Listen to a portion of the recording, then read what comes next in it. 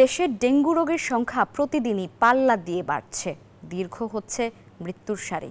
অক্টোবরের ডেঙ্গু সংক্রমণ সেপ্টেম্বরের অবস্থাকেও ছাড়িয়ে যেতে পারে বলে আশঙ্কা করা হচ্ছে। চিকিৎসকরা বলছেন, কেবল ডেঙ্গুবাহী মশা নিধনে মনোযোগ না দিয়ে মনোযোগী হতে হবে এর ভাইরাস নিয়ে গবেষণাও। অসময়ে বৃষ্টি আর তাতেই রাজধানী জুড়ে জলাবদ্ধতা, বাড়ছে এডিস মশার বিস্তারও। সব মিলে নগর জুড়ে আতঙ্কের নাম ডেঙ্গু। পাল্লা দিয়ে বাড়ছে আক্রান্তের সংখ্যা।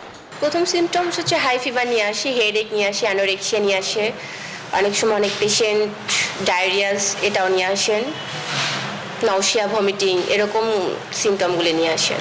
স্বভাব বদলেছে ভাইরাসটিরও। একসময় ডেঙ্গু মানে প্রচন্ড জ্বর, বমি, মাথা ব্যথা উপসর্গ থাকলেও চিকিৎসকরা বলছেন বদলেছে এখন ধরনও।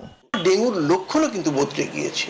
আগে আমরা ডেঙ্গুতে দেখতাম তীব্র জ্বর হবে, এখন কিন্তু দেখছি মৃদু জ্বর কিন্তু তীব্র শরীর ব্যথা।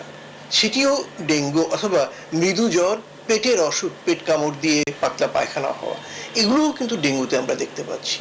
এবং মশা নিয়ে আমরা যতটা কাজ করছি, ডেঙ্গুর যে ভাইরাস সেটা নিয়ে কিন্তু একেবারেই কোনো গবেষণা করা হচ্ছে না। গেল সরকারের আমলে মশা মারতে কামান দাগার মতো লোক দেখানো অভিযান না করে ভাইরাসটি নিয়ে গবেষণার তাগিদ বিশেষজ্ঞের। অক্টোবর মাসেও ডেঙ্গু পরিস্থিতি বেশ খারাপ হবে।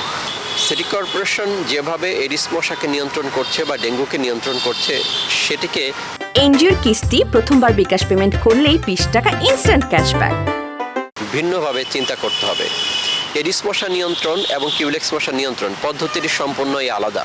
ব্রিডিং সোর্স ম্যানেজমেন্ট এবং লার্ভাল ম্যানেজমেন্টটাও করতে হবে। ব্রিডিং সোর্স ম্যানেজমেন্টে নগরবাসীকেও সম্পৃক্ত হতে হবে। ডেঙ্গু প্রতিরোধে কার্যকর ব্যবস্থার অভাবের পাশাপাশি স্থানীয় সরকার ও স্বাস্থ্য অধিদপ্তরের সমন্বয়ের অভাবকেই দুষছেন বিশেষজ্ঞরা। আল মোহাইমিনুল খান, নিউজ 24, ঢাকা।